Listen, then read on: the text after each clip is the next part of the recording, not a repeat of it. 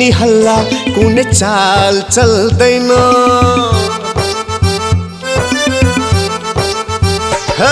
जति गरे नि हल्ला कुनै चाल चल्दैन। पालन अगाडि कसैको अब दाल गल्दैन हो। जति गरे नि हल्ला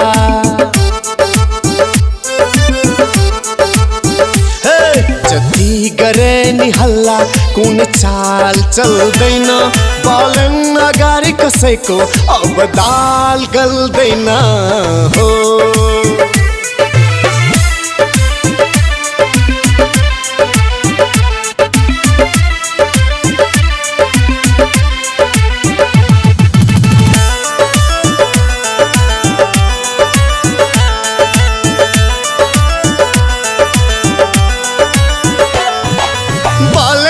सरकार बनाऊ हामी नेपाल जोगाऊ सबै मिलेर भोट हालो घन्टी छापमा मात्र घन्टी छापमा।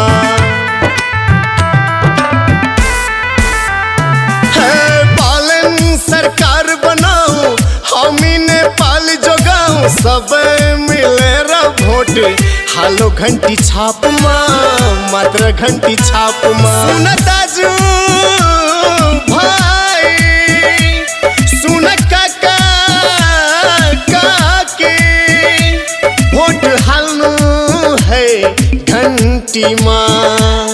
जति गरे नि हल्ला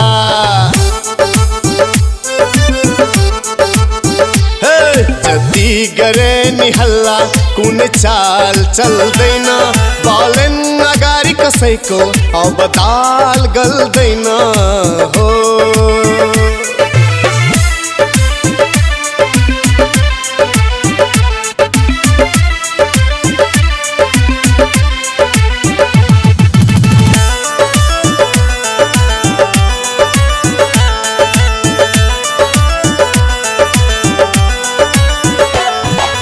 राष्ट्रिय स्वतन्त्र पार्टी छ यहाँ सबै जाति गर्दैनन् भेदभाव।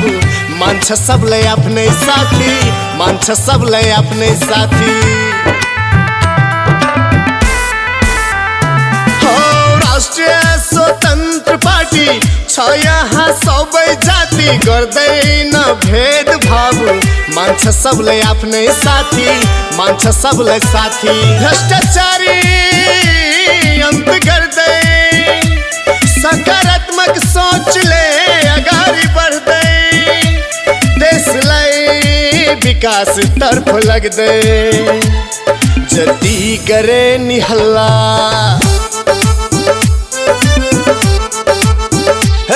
जति गरे नि हल्ला कुनै चाल चल्दैन। पालन अगाडि कसैको अब दाल गल्दैन।